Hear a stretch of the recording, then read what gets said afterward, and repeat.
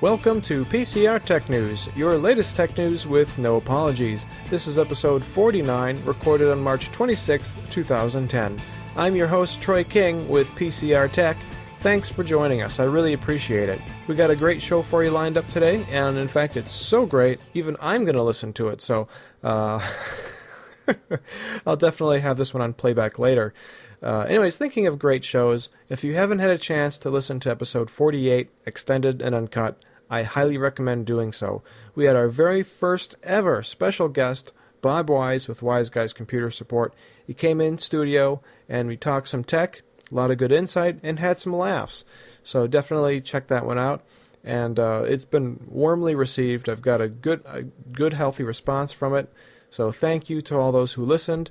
And I want to send out a big thank you to all of my dedicated listeners. I know a couple of you personally, and I've gotten some good feedback that you enjoy the show. So a big thank you to my core group of listeners. You're the reason why I do this show every week. Another thing I'd like to mention real quick is that I'm finally a part of the Tech Podcast Network.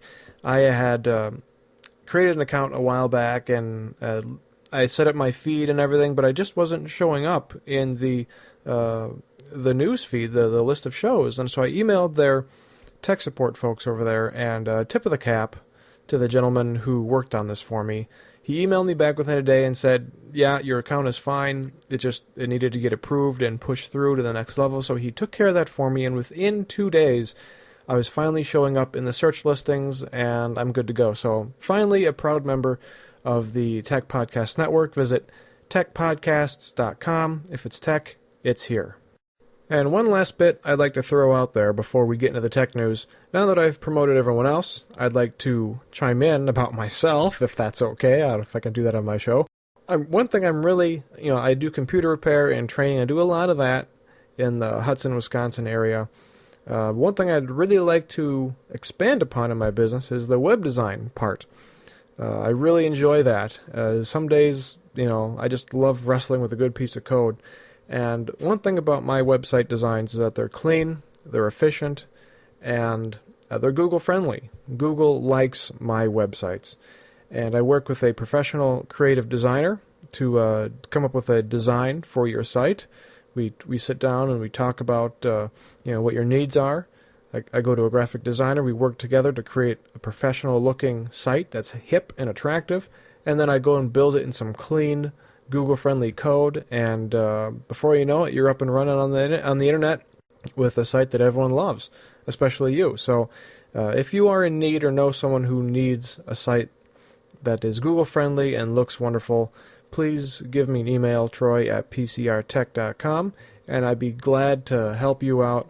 And that's what I'm here to do. So anyways, that being said, now that I've done my due diligence and made some effort to pay to keep the lights on and the show going, let's get into some tech news. In our first story this week, Google is stepping up and protecting their Gmail users from suspicious account activity, which I think is a wonderful thing. We've all heard those horror stories where you get an email from your best friend saying that they're stuck over in London and they need a cashier's check for $3,000. And even though they never told you they were going to London, you still send them the money anyways, only to find out later that they were just down the street mowing their lawn. That's why they didn't answer their phone. And you've just been ripped off and your identity's been stolen, or any myriad of disastrous consequences. So Gmail is going to be sending you a suspicious activity alert if, for example, your friend opens his email down the road at 10 a.m., and then by noon, someone over in Africa is accessing his email. That's going to be a red flag. Like, okay, there's no way that he could have gotten from Hudson, Wisconsin, all the way to Africa in 2 hours. So if you get any emails, they're going to say, hey, listen, this might be fraudulent. You might want to call your mate before you go and write that check for $3,000. So good on you, Google, for stepping up and being proactive about clearing out some of these low-life scumbags who need to go out and get a job instead of trying to rip people off. Good on you, Google. I'm proud to be part of your empire. Wired.com came out with a report saying that a number of iPhone app review sites have been charging developers to review their applications. And this comes down to an integrity deal. How can I trust that you're giving me an honest review of this application if the developer is paying you money somewhere on the back end of it? Because at that point, are they paying for an honest review, or are they paying for you to say you liked it?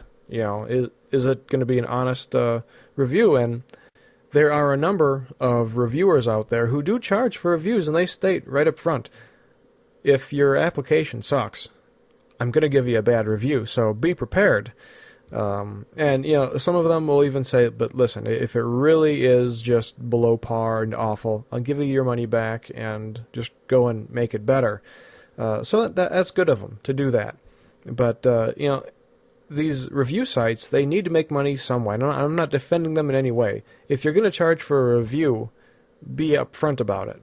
Let people know, hey, the reviews that I'm posting, developers are paying me to write them. But, you know, and you have to cultivate a culture of and a reputation of honesty and, yes, these guys are paying me, but I'm giving you an honest review. And that just takes time, and you probably have to do a boatload of free work to get there.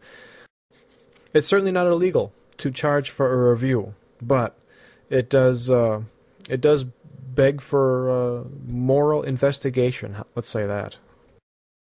And speaking of advertisements, Google Ads will now follow you across the web. So if you visit your furniture website and you browse for some stuff, and you go next to Facebook or wherever else there's Google AdWords, you might just see a furniture advertisement waiting for you.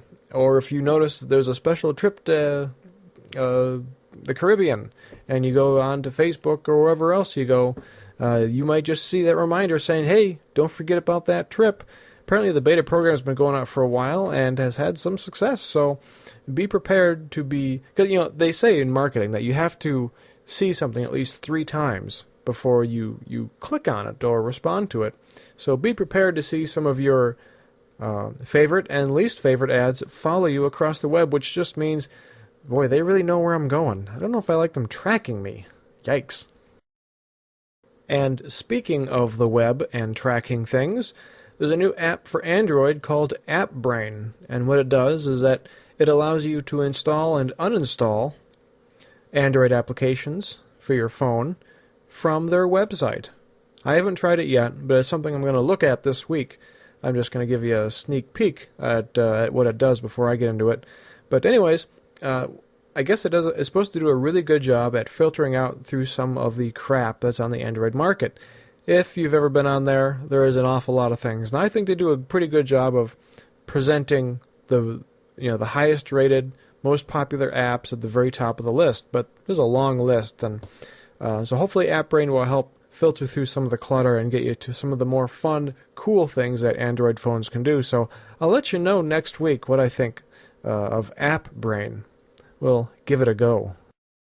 This next one kind of surprised me a little bit. Foursquare is coming to Bing Maps. What?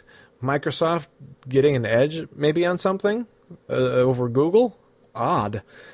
Anyways, what they're going to do is they're going to tie in so that way when you're searching Bing Maps, you will see tips that are left by Foursquare users. So let's say you go to New York and you're looking for a good place to eat. You can pull up Bing Maps, and Foursquare tips and people who have been to various restaurants or whatnot, they'll say, yeah, you know, I love the burgers here, or the fries are great over there.